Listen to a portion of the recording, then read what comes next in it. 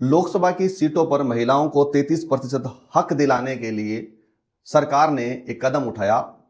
नारी शक्ति वंदन 2023 एक्ट जब पटल पर रखा गया तो यह पारित हो चुका था और बता दिया गया कि हाँ, यह लागू हो जाएगा। लेकिन दो शर्तें यहां पर रखी गई थी। दो शर्तें ये थी कि पहले तो ये थी कि 543 सीटों में से 33% हक ना देके 850 सीटों पर किया जाएगा।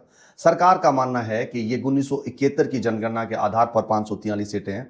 अब सरकार ये कहती है कि यहाँ की जनता बढ़ी है, लोगों का बाहुल्य बढ़ा है, तो इसका मतलब ये होगा सीटें भी बढ़नी चाहिए। जब सीटें बढ़ाकर 543 से 850 करने की सरकार इस बात के लिए पाबंद है। 850 में से 33% अधिकार महिलाओं को दिया जाएगा, जो एलओपीज होंगे यानी एमपीज होंगे, मेंबर ऑफ पार्लियामेंट होंगे।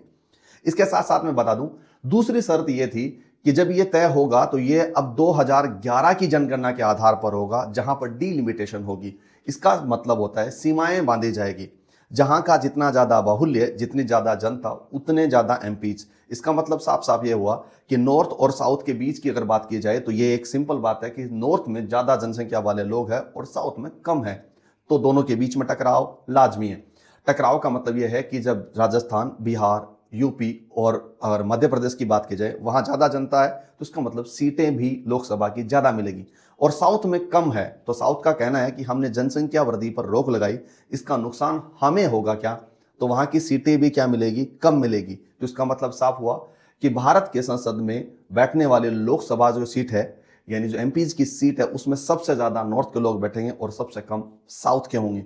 तो कहते हैं हमारा राजनीतिक गलियारों में हमारी मजबूती कम दिखेगी, तो साउथ ने इसका अपोज किया। तो बीते 17 अप्रैल 2026 को इस बिल को पटल पर रखा गया संसद के। 298 वोट हासिल हुए, उसको चाहिए थे 352 मत चाहिए थे उस बिल को पारित होने के लिए, 66% का कोटा पूरा करने के लिए। लेकिन यह नहीं हो पाया क्योंकि साउथ और विपक्ष दोनों ने मिलकर उसका क्या जोरदार विरोध किया, और जो विरोध का मतलब यह हुआ कि यह बिल लागू नहीं हुआ। 33% अधिकार जो महिलाओं को मिलना था वो आगे जाकर भविष्य में कहीं किसी कोने में दबा दिया गया। सरकार का कहना है कि यह महिलाओं का अधिकार है और महिलाओं का अधिकार विपक्ष ना छीने, और विपक्ष कहता है इन महिलाओं के अधिकारों के पीछे की जो गणित है वो सरकार की 2029 की चुनाव की राजनीति है। इन दोनों पक्षों के बीच में ये चल रहा है। हालांकि इस बात का अगर मैं पीछे के आंकड़े की बात की जाए तो ये 543 सीटें हैं वो भी इसी तरह से ली गई थी 1971 की जनगणना के आधार पर, और उसी पर 543 सीटें हो गई है। लेकिन अब की जो जनगणना है वो 2011 की लेके चल रहे हैं, साउथ इसके खिलाफ है।